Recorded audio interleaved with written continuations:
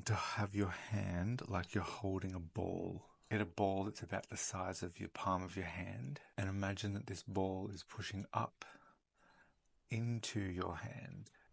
And once the ball is taken away, you want to hold that shape in your hand. Good posture. It's very important to sit up straight and almost get a straight line all the way from your shoulder down to your wrist and then down through your fingers. Sit up quite straight and a little higher in your seat so that you can have that straight line all the way from your shoulder down through your elbow, through your wrist and into your hands, keeping your palm nice and round, and your wrist always has to stay flexible. Once you get that right, you can bring your left hand in. Just choose 5 keys and press into them all with each finger. And then what you're going to do is press into them with your body weight. You get that feeling of pushing your whole body into the keys through your whole arm down through your fingertip. To get that feeling, imagine you relax the whole rest of your body and you want to get up out of your seat, and you're going to use your hands to press yourself up out of your chair like that. Okay?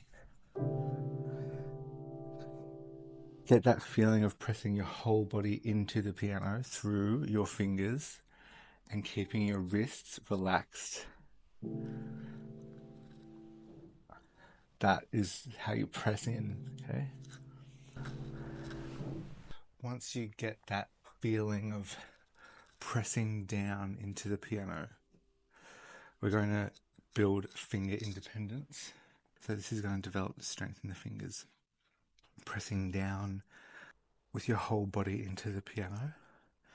And then from the knuckle area, from the front of the hand, you're going to lift your finger up, starting with your thumb. Stretch it up as high as you can, hold it, and then drop it into the key. Okay. And do 5.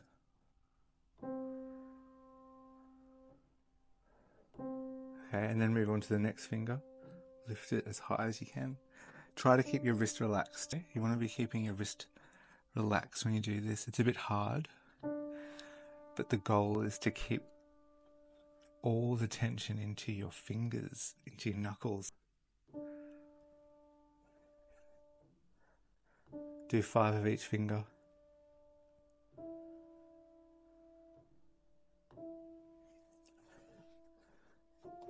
The 4th finger is very weak. It doesn't go up as high as the other fingers, but still just do the same thing.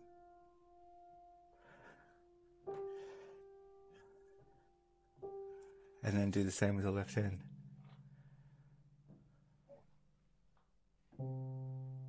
5 of each finger.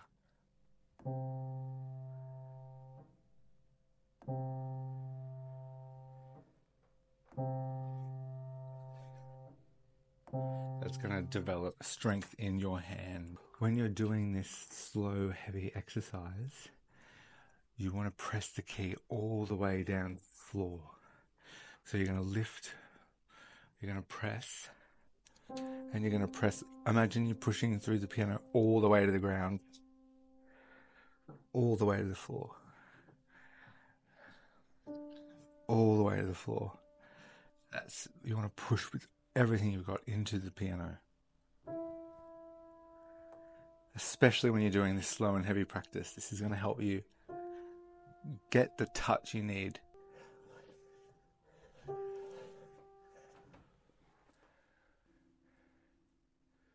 This exercise helps with certain things that are difficult initially, like krill with your 5th finger and your 3rd finger. Initially, before I was showing this exercise, I was unable to use these 2 fingers to go fast. There was just no strength there. So what you do is you can press your fingers into, find the keys that you want to trill on, and you're going to press your hand into that position for the practice. Press all 5 fingers in, and then we're going to lift the 3rd finger. The 2 fingers you want to trill on, one at a time. Slow and heavy, keeping the wrist relaxed. You can use your practice pedal so you don't annoy the neighbours too much when you're practicing. And then after you do this a couple of times, 10 times each, 2 days, 2 weeks, whatever, sorry, 10 times for 2 weeks, you're going to find that you can go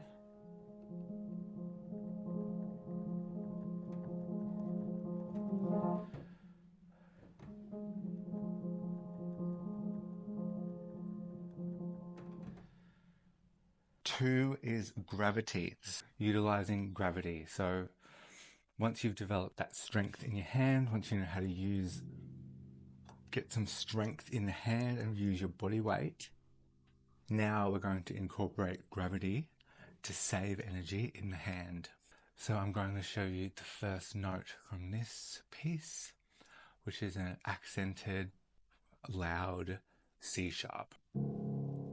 You want to drop your hand from above, completely relaxed, and then just drop it using no energy at all into the piano, right? You want to practice that feeling of just dropping your hand and using no energy at all to make a sound. Just going to flop your hand and just drop it into the key. And just get that. It doesn't matter if you make mistakes with this, you just want to feel the dropping, okay? And you can get quite a loud sound with no energy. So if you can imagine throwing a pebble at the ground, that short, sharp sound that you get is like shit. It's like a shit sound. It's just short and sharp. You're using a tense hand to make a sound, and it's just not really good. It comes and it goes real quick. Imagine throwing like a heavier rock or like a medium-sized rock at a pond or at a pool. And what happens when you do that is like the water spreads out and then it kind of goes up and makes a splash. It's like a reverberating sound. You're going to go and then, you know, that's how you want to use gravity to make the sound. You want to drop your hand from above and you want to press into the piano all the way down into the ground. And then you're going to use your wrist to come off and bounce back up. And it's going to achieve two things. It's going to achieve a good quality sound, and it's going to keep minimal tension in your hand. It's going to be like, you're going to use your arm and wrist and your hand strength and gravity all combined to make the best sound. So you're going to use gravity to get momentum. Then you're going to get your hand into the correct position and you're going to press down into the key all the way to the ground. And then your wrist is going to come up and it's going to take your hand off. It's going to immediately relax as soon as it comes off the key. Practice without the pedal.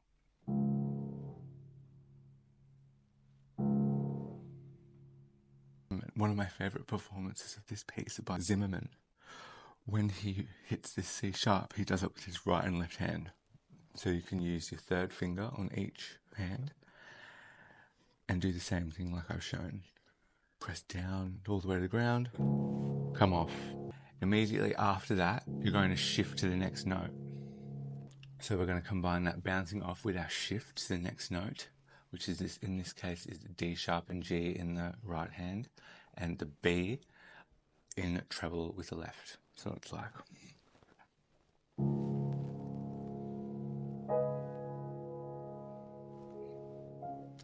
and so on. So essentially what you want to do is, for this note, we press and we come off immediately. And then the next two, we're going to hold. We're going to press our C sharp with our right and left hand. We're going to shift to the next note. We're going to get ready and pause just before we press. And then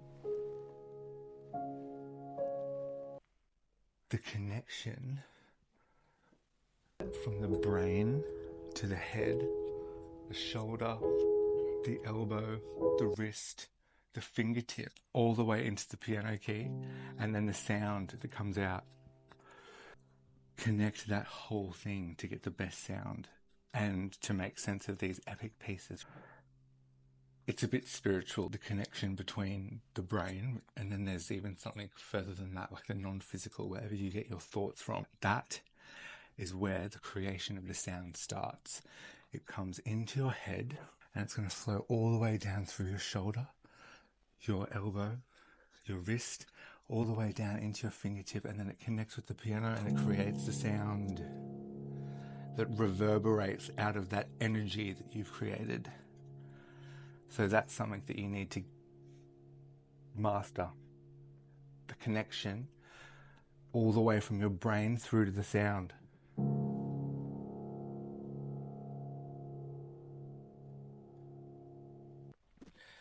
Number 3 is phrasing. Now, phrasing is probably the most advanced, but the most important aspect of playing the piano, especially when it comes to music like Chopin, where it's meant to be like mimicking a singer's voice. So the top tip would be sing the phrase. You get to know the song, and you can sing the phrase, and then you can get an idea of how to play it. You're going to look at the phrasing line. First section is going to be this whole right hand, it's the first 3 bars, and then the next bit is going to be the left hand motif, which is introduced here.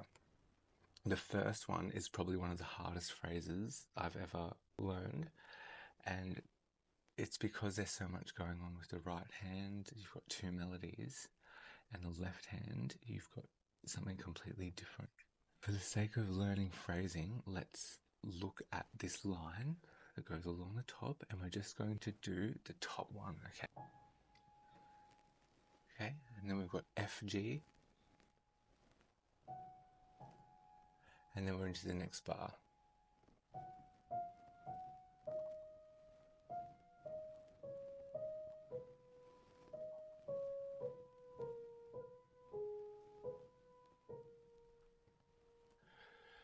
So what you want to do is imagine you were saying this with one breath. Now, I've tried to sing this many times, and it's quite long, and it's hard to do in one breath, but I'm going to try, okay?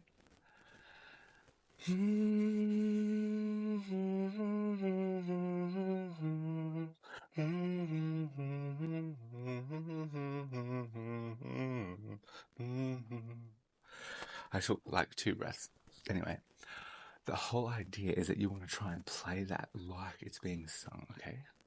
If you can get that sort of breathless feeling toward the end of it, you're going to be on the right track.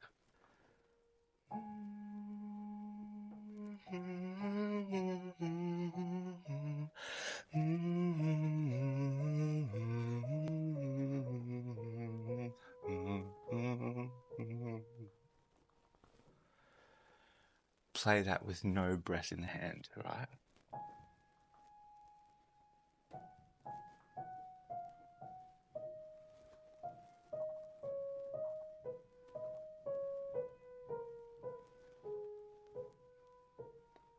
Long and drawn out. Now, what makes it so difficult is that we have another melody going in the same hand. So, as you can see, the first note is 5 and 2. And then we've got the E and the C. Okay. Now we're going to start doing them both at the same time. You can see it says 4 and 2.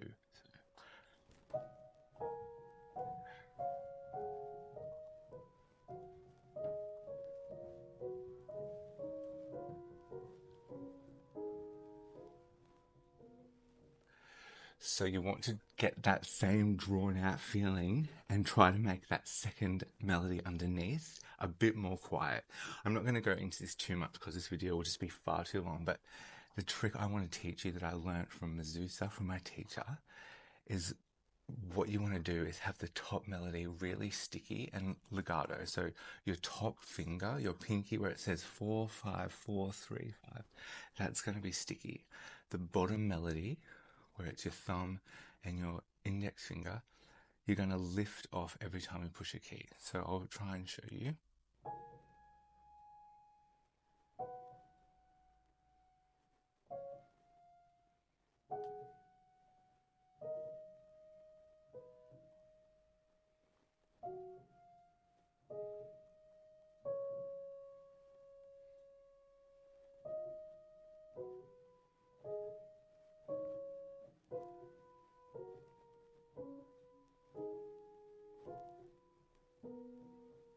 You get the idea? Okay, and then on top of that, you've got to add the left hand in. So let me try.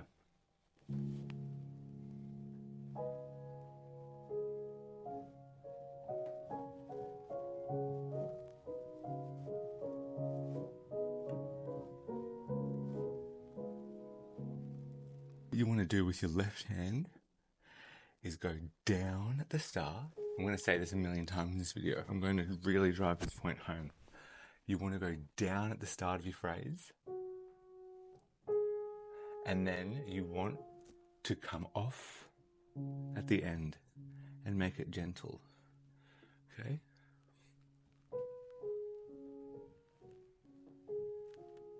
Down, up, down, up, down, up, down, up. Loud, quiet. So let's look at the left hand here. This is a pretty straightforward phrase that repeats, and you want to sing it. So it goes.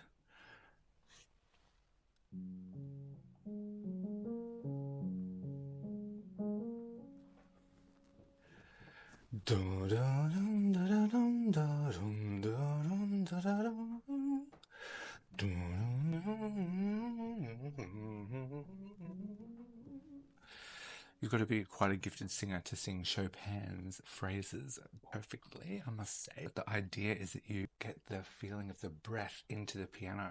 At the start of this phrase, we're going to press down, and we're going to use our wrists to press down. And then we're going to play the phrase, and we're going to come off at the end of the phrase. So I'm using my wrist to go down at the start of the phrase, and then I'm gradually coming up, and I'm coming off where the phrase line ends. If you look at these pencil notes, my teacher has written in a little diminuendo at the end of the phrase line to really stress the fact that you go quiet at the end. So on the second one, you've even got a little tenuto, a little tiny line above the C and the diminuendo, and this little extra line there to really emphasize like a moment of release, a moment of relaxation, a soft ending. End nicely. That was always what she used to say. End the phrase nicely. Off, down. You want to try to use your wrist to create the sound and use the energy and take the strain out of your fingers. So we're going to drop down that first note using gravity to get more sound. And then we're going to use the wrist's movement up to economically create sound with our hand without constantly using our fingers like this. Down, up, off. Down, up, off. You want to get your fingering right, but that's the vibe. Legato is extremely important here as well. And we can emphasize legato with this kind of phrase and practice slow and with no pedal. So we want to press down into the key and then press the next note as you release the other one. Press first and then release.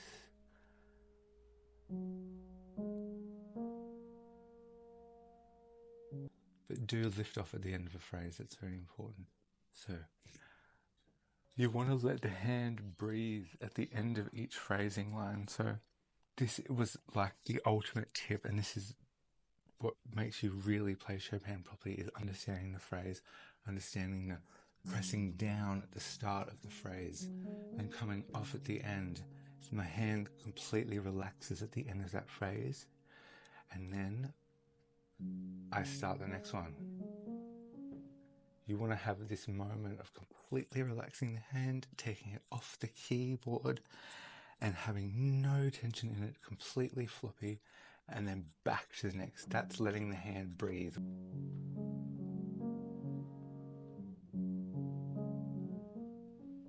keep mastering this.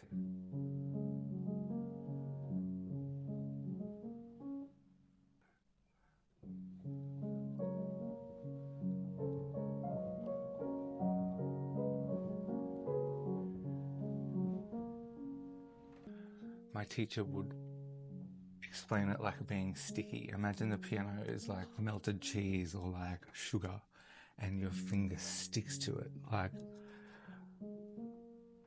you know, press down to the floor, and then your finger is like sticky and stuck. That's a good way to practice legato.